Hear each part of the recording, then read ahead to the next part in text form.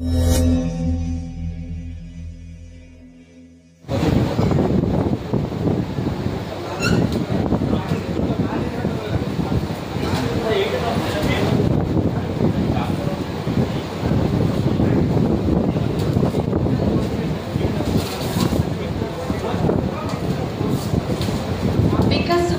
आम पाखे अच्छा दयाकोरी अनुरोध करी महाशय को मंचासीन होगापी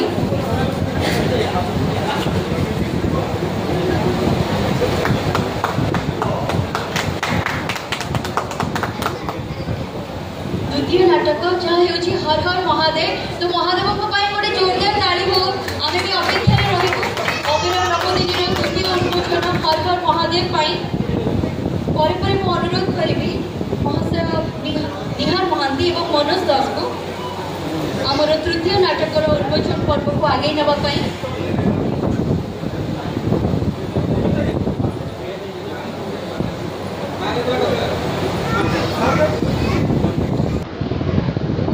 अनुरोध करी निहार महांती सार एवं मनोज प्रधान सार को आमर तृतीय नाटकर उन्मोचन पर्व को आगे नापी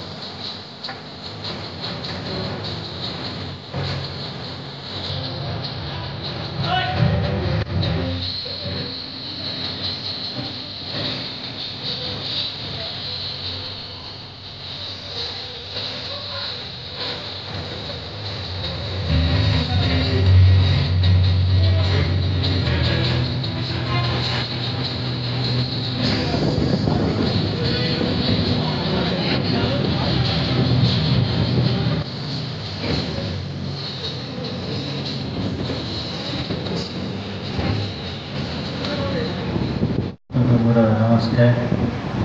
मंचासीन समस्त सम्मान्य व्यक्ति को मो सम्मान आ मोर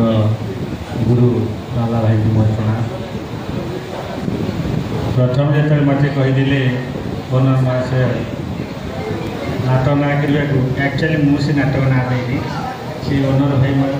भाई सान भाई से ना दे माँ देला कजलगार जहाँ माँ देला कजलगार नाटक को लिखा जाऊँगी मो सहित मो सान भाई मनोज अच्छी निर्देशना दायित्व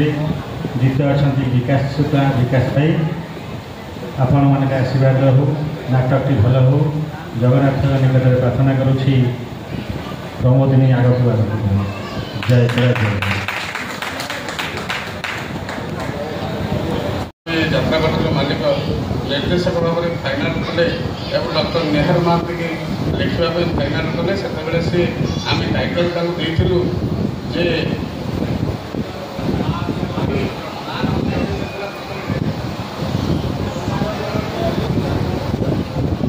ଆମେ ଜଗନ୍ନାଥଙ୍କ ଟାଇଟଲଟା ତାଙ୍କୁ ଦେଇଥିଲୁ ସେ ମନା କଲେ କହିଲେ ନାଇଁ ମାଆଙ୍କ ଶୁଭ ଆଶୀର୍ବାଦରେ ମୁଁ ଆଜି ମୋ ଜୀବନର ଯେଉଁ गति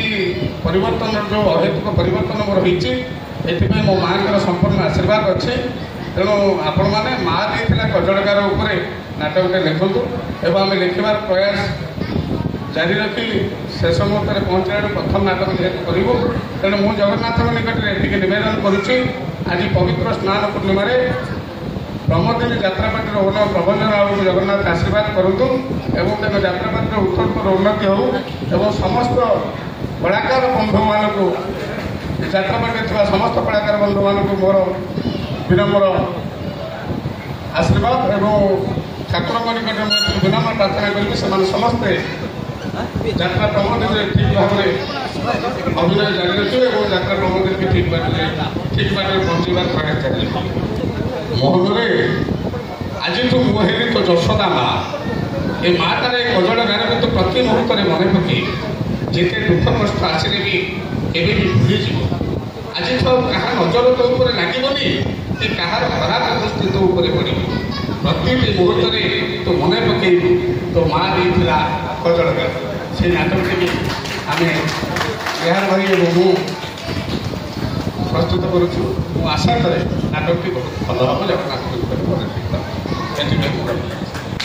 ଜଗନ୍ନାଥ